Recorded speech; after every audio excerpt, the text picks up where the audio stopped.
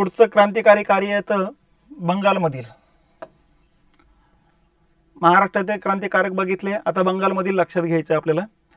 बंगालमध्ये जे काही क्रांतिकारी कार्य केलेले आहे ते एकाच संस्थेने केलेले आहे, अनुशीलन समिती. आता ही अनुशीलन समिती क्रांतिकारकांची संघटना आहे. ही 2 ते 3 वेळेस स्थापन होती. पहिल्यांदा स्थापन होते 1902ला. ठीक आहे, 1902ला मिदनापूरला स्थापना होती हिची.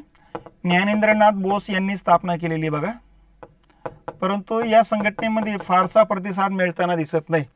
त्याच्यानंतर ही संघटना 1907ला बारेंद्र घोष, भूपेंद्र दत्त यांनी स्थापन केलेली ढाक्याला. लक्षात, दुसऱ्यांदा स्थापना होते 1907ला ढाक्याला आणि ज्ञानेंद्र बोस, बारेंद्र घोष यांनी स्थापना केलेली.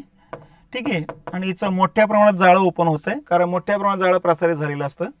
त्याच्यानंतर 1927ला परत या ठिकाणी ढाक्यामध्येच अनुशीलन समितीची स्थापना होते. ठीक आहे,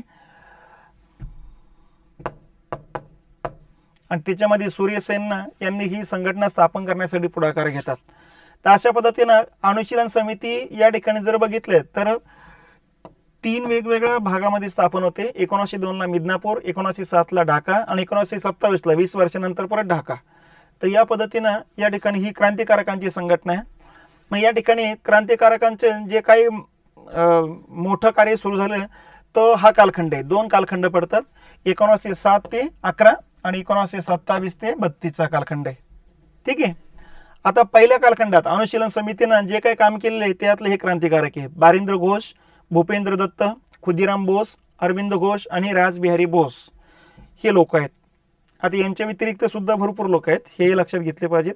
कारण क्रांतिकारकांवरती ज्यावेळेस खटला दाखल झाला त्यावेळेस शेकडो लोकांची नावं होती.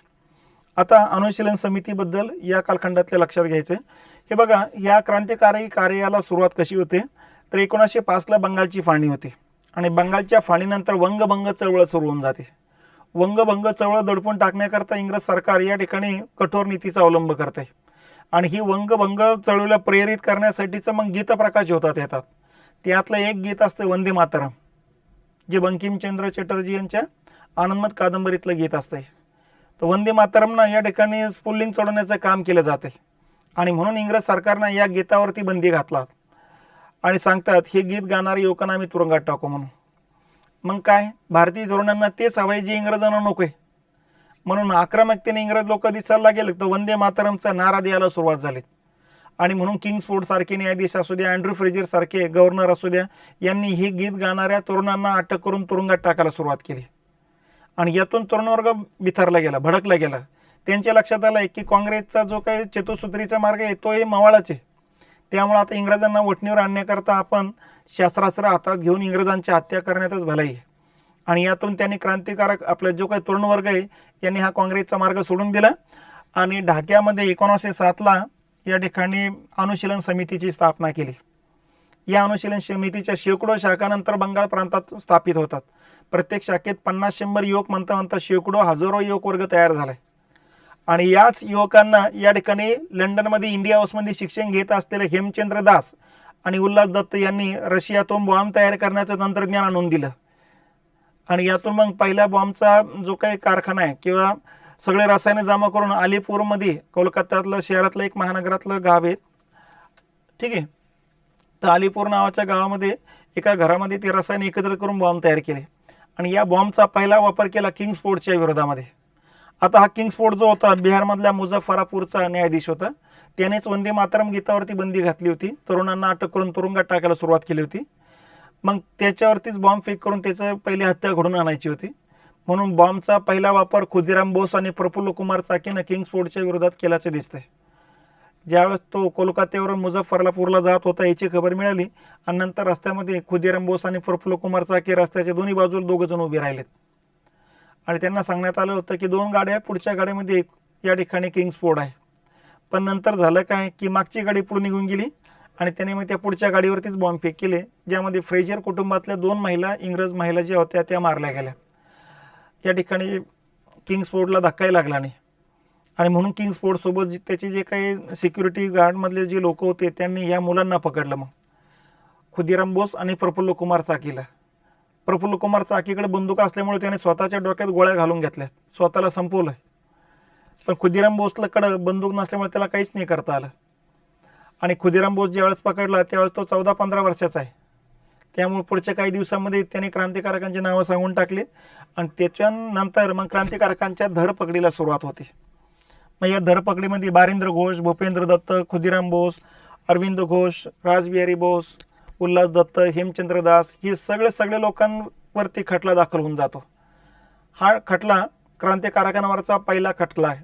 1908ला हा खटला अलीपूरला दाखल होतो म्हणून याला अलीपूर कट खटला म्हणतात. तर क्रांतिकारकांवरती दाखल झालेला पहिला खटला कुठला आहे? तर अलीपूर खटला आहे. या खटल्यामध्ये या ठिकाणी क्रांतिकारकांची जी बाजू आहे ही CR दासांनी घेतल्याचं दिसतंय. पण राजद्रोहाचा खटला होता, याच्यामधून सुटण्याची शक्यता खूप कमी जणांची होती. ठीक आहे. मग या खटल्यामध्ये या ठिकाणी जर बघितलं आपण, या खटल्यामध्ये फक्त अरविंद घोष एकमेव पुराव्याअभावी निर्दोष सुटलेले. ठीक आहे. पण त्यांनी पण अंडरटेकिंग लिहून दिलेलं आहे की इथून पुढे मी अशा प्रकारच्या कामामध्ये सहभागी होणार नाही म्हणून. त्यामुळे तरुण वर्ग भडकला गेला होता. त्यामुळे हा तरुण वर्ग आपलीच हत्या करू शकतो याची जाणीव त्यांना झाली होती. म्हणून सुटल्यानंतर त्याने बंगाल सोडला आणि मद्रासच्या दक्षिणेकडे जे पॉंडिचेरी आहे आपला केंद्रशासित प्रदेश, त्या पॉंडिचेरीमध्ये जाऊन त्यांनी नंतर मग अध्यात्मवादाकडे वळताना दिसतात. तर अशा पद्धतीनं हे एकमेव क्रांतिकारक आहे की ते या खटल्यातून सुटलेले आहेत. आणि दुसरे क्रांतिकारक होते रासबिहारी बोस, ते निसटलेले आहेत. यांनी हा बंगाल सोडून दिला आणि दिल्लीकडे निघून गेलेले आहेत. ठीक आहे. आणि दिल्लीमध्ये या ठिकाणी हार्डिंगवरती बॉम्ब फेक करण्याच्या याच्यामध्ये त्यांचं नाव आलं. मग ते पंजाबमध्ये गेलेत. पंजाबमध्ये विष्णू पिंगळेंसोबत त्यांनी मग 1857 सारखा उठाव घडवून करता प्रयत्न केले. तिथं हे त्यांचं नाव आल्यानंतर मग ते जपानला निघून गेलेले आहेत. तर अशा पद्धतीने एक जण निर्दोष सुटले, एक जण इथून निसटलेले आहेत. मग बाकीच्या लोकांना, बऱ्याच लोकांना फाशी शिक्षा आहे, बऱ्याच लोकांना जन्मठेपेची शिक्षा आहे. अशा वेगवेगळ्या शिक्षा या ठिकाणी करण्यात आलेल्या आहेत. ठीक आहे. तर अशा पद्धतीनं बंगालमधला क्रांतिकारकांचा हा पहिला टप्पा समाप्त होतो. तर 1911 पर्यंत जवळपास इथलं सगळं कार्य दाबून टाकण्यात येतं. ठीक आहे. त्याच्यानंतर मग दुसरा टप्पा सुरू होतो 1927ला. मधल्या या ठिकाणी जर बघितलं आपण तर 14-15 वर्षे शांतता राहते. पुढे 1920ला असहकार आंदोलन सुरू होतं. या असहकार आंदोलनामध्ये सूर्यसेन जे काही मुख्याध्यापक होते एका शाळेचे, ते त्यामध्ये सहभागी होतात. पण असहकार आंदोलन अपयशी ठरल्यानंतर लगेच त्यांच्या लक्षात येत आहे, अरे या मार्गाने स्वातंत्र्य मिळण्याची सुतराम शक्यता नाही. म्हणून पुढे ते 1927मध्ये अनुशीलन समितीचा परत संघटनेची स्थापना करतात. या संघटनेमध्ये महावर्ग येतो सगळा, त्यांचे विद्यार्थी वर्ग आहे हा सगळा. अजय घोष, गणेश घोष, प्रीती लता वड्डेदार, कल्पना दत्त, तारकेश्वर दास्तीगार हा सगळा त्यांचा विद्यार्थी वर्ग आहे. सूर्यसेन मुख्याध्यापक होते. आणि मग या सगळ्या तरुणांना संघटित करून मग शस्त्रास्त्र क्रांती करण्यावरती त्यांचा भर होता. पण यासाठी शस्त्रास्त्र लागत होती. आणि म्हणून चितगाव या ठिकाणी इंग्रजांचं जे शस्त्रागार आहे, या शस्त्रागारावरती धाडी टाकण्याचा प्लॅन तयार केला जातो. आणि गणेश घोषच्या नेतृत्वाखाली या ठिकाणी चितगावच्या शस्त्रागारावर धाडी टाकल्या जातात. आणि इथं जो काही गोळीबार होतो त्या गोळीबारामध्ये काही लोक पकडले जातात, काही लोक निष्ठून जातात. आणि यांच्यावरतीच मग चितगावकड खटला दाखल होत असतो बघा. म्हणजे या क्रांतिकारकांवरती दाखल झालेला खटला कुठला आहे? चितगाव. आणि यांच्यावरती दाखल झालेला खटला कुठला आहे? अलीपूर. ठीक आहे. अलीपूर खटला कधीचा आहे? 1908चा आहे. तर चितगाव कट खटला 1930चा आहे. ठीक आहे. चितगाव कट खटल्यामध्ये महिला क्रांतिकारकांची नावं येतात, प्रीतिलता वड्डेदार आणि कल्पना दत्तचं. म्हणून एकमेव महिला क्रांतिकारकांवरती दाखल झालेला खटला या ठिकाणी हा अनुशीलन समितीचा दुसरा टप्पा येतो. त्यामध्ये सूर्यसेन, अजय घोष, गणेश घोष यांची नावं पण येत असतात. तर अशा पद्धतीनं हे लक्षात घेतलं पाहिजे. मग सूर्यसेन वगैरे यांना फाशी देण्यात आलेली. कल्पना दत्ताला महिला म्हणून सुरुवातीला सोडून देण्यात आले, पण नंतर ते क्रांतिकारकांना मदत करत असल्याचं लक्षात आल्यानंतर त्यांच्यावरती परत खटला दाखल करून जन्मठेपेची शिक्षा फरमावण्यात आलेली आहे. तर अशा पद्धतीनं या ठिकाणी अनुशीलन समितीचं हे 2 टप्प्यातलं कार्य म्हणजे बंगालमधलं क्रांतिकारकांचे कार्य मानल्या जातं.